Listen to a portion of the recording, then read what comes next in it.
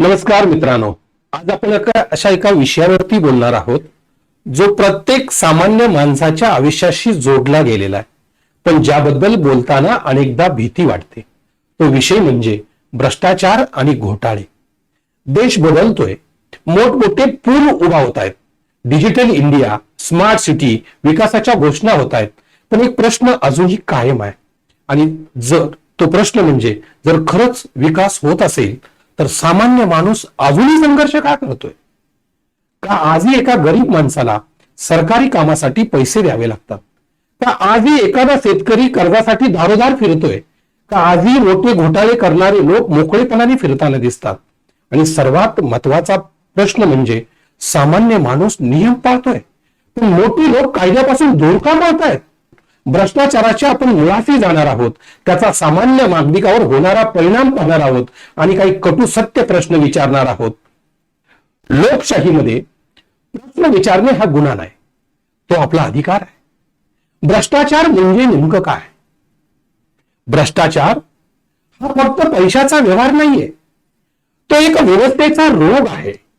जेव्हा एखादा अधिकारी नियम बाजूला ठेवून पैसे घेतो तेव्हा पात्र व्यक्तीला नोकरी मिळत नाही, जेव्हा प्रकल्पामध्ये कमिशन घेतलं जातं, जेव्हा तपास पैशामुळे थांबतो, तेव्हा फक्त पैसा चोरीला जात नाही तर देशाचा विश्वास चोरीला जातोय। आज भ्रष्टाचार इतका सामान्य झाला आहे की लोक म्हणतात पैसे दिल्याशिवाय कामच होत नाही।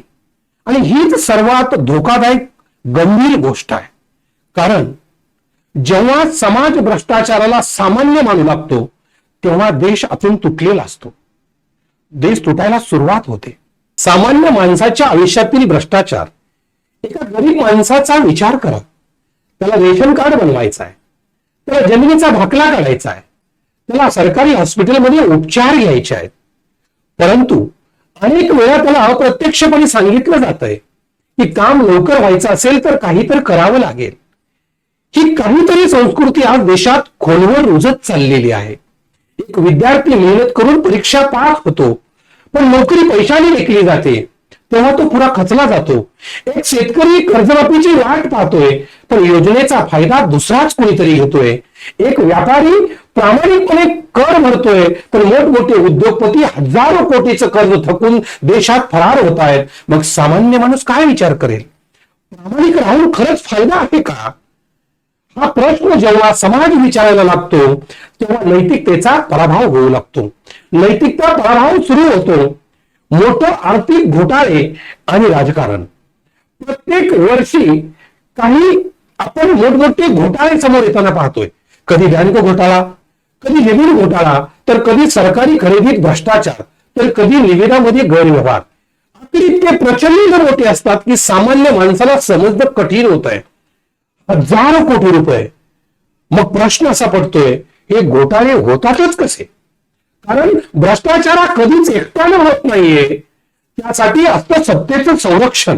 त्यासाठी सत्तेचं संरक्षण लागतं, प्रशासनातील लोकांची साथ लागते, अनेकदा मौन देखील लागतं। जेव्हा राजकारण आणि पैसा याचं नातं इतकं मजबूत होतं आणि लोकशाही कमकुवत होऊ लागते, लोकशाहीत प्रचंड पैसा खर्च होतो आणि मग तो पैसा परत मिळवण्यासाठी सत्तेचा गैरवापर केला जातो, असा आरोप वारंवार होताना दिसत आहे। तपास यंत्रणावर प्रश्न। जेव्हा एखादा घोटाळा समोर येतो तेव्हा जनता आशा ठेवते आता सत्य बाहेर येईल, पण अनेक वेळा तपास वर्षानुवर्ष चालतो। कधी पुरावे गायब होतात, कधी फाईल गायब होतात, तर कधी आरोपी निर्दोष सुटतात आणि जनता पुन्हा निराश होते। आणि या एका गंभीर प्रश्न निर्माण होतो, कायदा खरंच सर्वांसाठी समान आहे का? सामान्य माणूस छोट्या चुकीसाठी तुरुंगात जातो, पण मोठ्या लोकांवर कारवाई इतकी कठीण लवकर होते का? जर तपास यंत्रणावर राजकीय दबाव असेल तर लोकशाही धोक्यात येते, कारण लोकशाही फक्त मतदानावर चालत नाही तर ती न्यायव्यवस्थेवर विश्वासावर टिकते। भ्रष्टाचाराचा देशावर होणारा परिणाम। भ्रष्टाचार फक्त पैसे चोरत नाही, तो देशाचं भविष्य चोरतोय। जो पैसा शाळा बांधल्या गेल्या असत्या, त्याच पैशातून बंगले बांधले जात आहेत, ज्या पैशातून हॉस्पिटल सुधारली गेली असती तो पैसा परदेशात जातोय, ज्या निधीतून रस्ते बनवले गेले असते तिथं निकृष्ट काम होत आहेत आणि मग अपघात होतात। भ्रष्टाचारामुळे गरीब अजून गरीब होतोय, श्रीमंत अजून शक्तिशाली होतोय। देशातील असमानता वाढते आणि तरुणामध्ये संताप वाढतोय आणि सर्वात महत्वाचा धोका म्हणजे लोकांचा व्यवस्थेवरचा विश्वास कमी होतोय. सोशल मीडिया, जनता आणि आपली जबाबदारी. आज सोशल मीडियामुळे माहिती लपवणं कठीण झालंय. लोक प्रश्न विचारत आहेत, व्हिडिओ बनवत आहेत, पुरावे समोर आणत आहेत. फक्त सोशल मीडियावर पोस्ट करून बदल होणार नाहीये.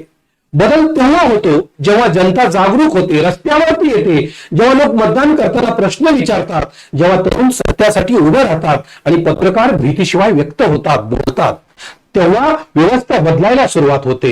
आजचा सर्वात मोठा हा प्रश्न नाही की देशात भ्रष्टाचार आहे का, कारण उत्तर सर्वांना माहित आहे. खरा प्रश्न हा आहे, आपण त्या विरोधात आवाज उठवणार का?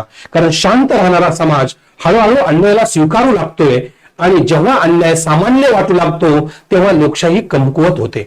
लक्षात ठेवा, देश फक्त सरकारने बदलत नाही तर तो जागरूक नागरिकांनी बदलतो. म्हणून प्रश्न विचारा, माहिती मागा आणि सत्याच्या बाजूने उभे राहा. कारण भ्रष्टाचाराविरुद्धची लढाई ही फक्त पैशाविरुद्धची लढाई नाही, ती देशाच्या भविष्याकरताची लढाई आहे. म्हणून निर्भय लोकतंत्रच्या माध्यमातून आम्ही आपल्याला आवाहन करतोय की या भ्रष्टाचाराच्या विरोधामध्ये सर्वांनी एकत्र येऊन आवाज उठवावा लागेल. यासाठी लढावं लागेल आणि पत्रकारांनी निर्भयतेने प्रश्न विचारावे लागतील. म्हणूनच या व्हिडिओच्या माध्यमातून आम्ही आपल्याला आवाहन करतोय, हा जर व्हिडिओ आपणास आवडला तर लाईक करा, सबस्क्राईब करा आणि आपल्या मित्रांना शेअर करा. धन्यवाद.